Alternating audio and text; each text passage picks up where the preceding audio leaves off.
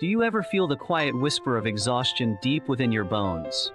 That silent ache that tells you it's simply too much, that the path ahead is too long, too steep, too shrouded in an unforgiving mist.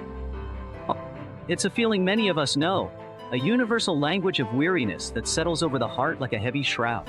Perhaps it's the weight of expectations, the relentless hum of daily demands, or the deep scar of a disappointment that refuses to fade. You look around and everyone else seems to be moving with an effortless grace, while you feel caught in a slow current, battling against an invisible tide. There are moments, aren't there, when the very thought of putting one foot in front of the other feels like a monumental task. The energy drains away, leaving behind a hollowness, a profound question mark hanging over everything you're doing. Why keep pushing? What is the point of this relentless effort when the destination feels so distant, or even worse, undefined? It's in these quiet, desperate corners of our experience that we often confront the truest tests of our spirit.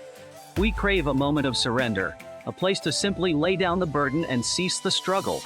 The very idea of continuing feels not just hard but impossible. This is where a different kind of strength begins to emerge, not the roaring courage of a lion, but the quiet, tenacious resolve of a single blade of grass pushing through concrete. We often misunderstand courage, thinking it must be grand gestures, heroic stands, or the complete absence of fear. But what if courage is far simpler, far more intimate? What if it resides in the very act of choosing to persist, not because you feel strong, but precisely because you feel weak, yet still refuse to completely halt? Imagine yourself walking through a dense fog, unable to see more than a few feet in front of you. Every step is uncertain, every sound muffled, every landmark obscured. To stop would be easy, to simply stand still until the fog lifts. But to continue, even slowly, even hesitantly, even with your arms outstretched, searching for a path that isn't visible, that is courage. It's not about knowing the way, but trusting that there is a way, and that your quiet momentum, however small, will eventually lead you through. This is the courage of continuing, even when it feels hard, even when every fiber of your being yearns to give up. It manifests in countless, often unnoticed, ways in our daily lives. It's waking up when sleep feels like the only refuge from the day's demands. It's making that difficult phone call you've been dreading. It's showing up for a commitment when your heart feels heavy and your spirit feels drained. It's the artist picking up the brush again after a canvas has been rejected. It's the student reopening a book after failing an exam. It's simply breathing in and breathing out when the world feels suffocating. Each of these small, deliberate acts, when performed against the backdrop of internal resistance, is a quiet testament to an unyielding spirit.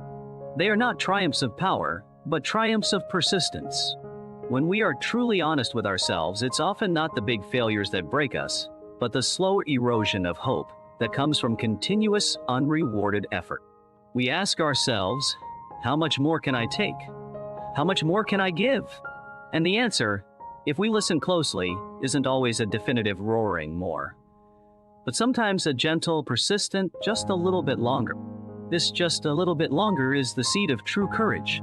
It's an act of faith in a future you can't yet see, a quiet rebellion against the urge to collapse.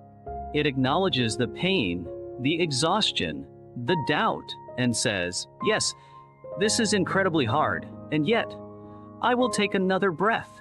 I will take another step. This is also where a profound sense of inner healing begins. When you honor your own struggle by simply continuing, you are offering yourself a deep form of compassion. You are acknowledging your own fragility while simultaneously affirming your inherent strength.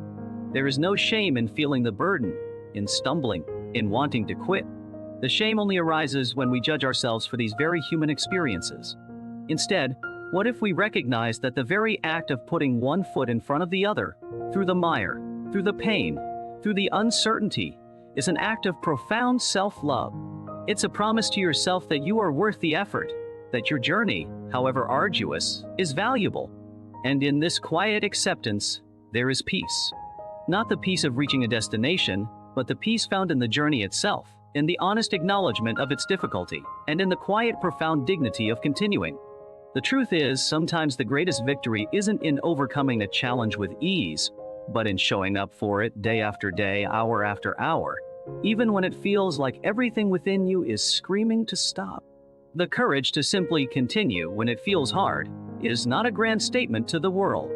It is a sacred whisper to your own soul, a reaffirmation of your will to live, to grow, to endure. And that, my friend, is a beautiful and powerful truth to carry with you.